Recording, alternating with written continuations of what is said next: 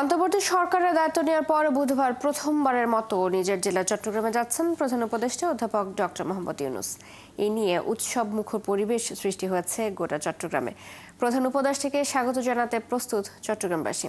উপদেষ্টা এবারের সফরে চট্টগ্রাম বিশ্ববিদ্যালয়ের ৫ম সমাবর্তন অনুষ্ঠানে যোগ দেবেন। এছাড়া দেশের অর্থনীতির প্রাণ কেন্দ্র চট্টগ্রাম বন্দর পরিদর্শন ও দক্ষিণ চট্টগ্রামবাসীর দীর্ঘদিনের প্রাণের দাবি নতুন কালুরঘাট সেতুর ভিত্তিপ্রস্তর স্থাপন করবেন। জহিরুল ইসলামের ছবি ও সাইফুল ইসলাম শিল্পীর তথ্যে প্রতিবেদন। দেশের রাজস্ব আয়ের স্বর্ণদ্বার চট্টগ্রাম বন্দর। দেশের প্রধান সমুদ্র বন্দরও এটি। বন্দরকে এই অঞ্চলের বিজনেস হাবে পরিণত করার প্রাণান্তকর চেষ্টা হিসেবে দেখছেন বন্দর ব্যবহারকারী ব্যবসায়ীরা। বর্তমান সরকার অর্থনৈতিক সমৃদ্ধির কথা বিবেচনা করে চট্টগ্রাম বন্দরকে নিয়ে নতুন করে ভাবতে শুরু করেছেন। বর্তমানে অন্যান্য দেশের সঙ্গে বার্ষিক $125 বিলিয়ন বাণিজ্যের প্রায় 92% পরিচালিত হয় এই বন্দর দিয়ে।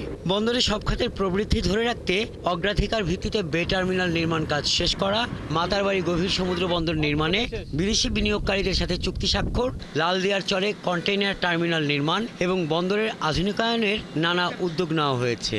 বন্দরকে গতিশীল করার জন্য আধুনিক যন্ত্রপাতি, অত্যাধুনিক যেগুলি কম্পিউটার যন্ত্রপাতি সেগুলি যদি স্থাপন করা যায়, বন্দরের অ্যাক্টিভিটি অথবা এফিসিয়েন্সি আরও বাড়বে।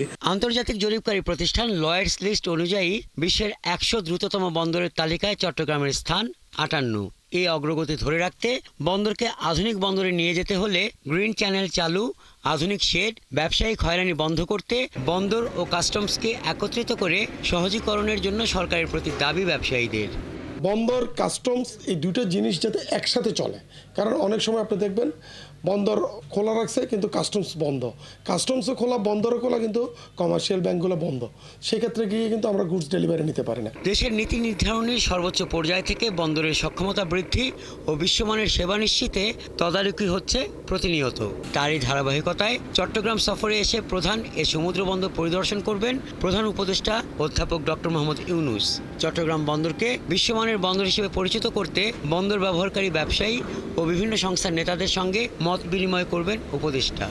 টার্মিনাল থেকে শুরু করে বীরেশ্বরাই জোন পর্যন্ত আরও মিনিমাম 5টা বন্দর আমাদের দরকার। উনি একমাত্র ব্যক্তি, উনি ইচ্ছা করলে বিদেশ থেকে বিনিয়োগকারীরা আসবে এবং এইখানে এই বিনিয়োগগুলো হলে আমাদের দেশের কম্পিটিটিভ প্রাইস পাবে ব্যবসায়ীরা। চট্টগ্রাম সফরে প্রধান উপদেষ্টা কর্ণফুলী নদীর উপর 11,000 কোটি টাকা ব্যয়ে কালুরঘাট সেতুর ভিত্তিপ্রস্তর উন্মোচন করবেন, যার মধ্য দিয়ে দক্ষিণ চট্টগ্রামের কোটি মানুষের দীর্ঘদিনের অবর্ণনীয় কষ্ট থেকে মুক্তি মিলবে। সবার স্বপ্নের সেতুর আশা পূরণের দ্বার প্রান্তে আমরা চলে আসছি।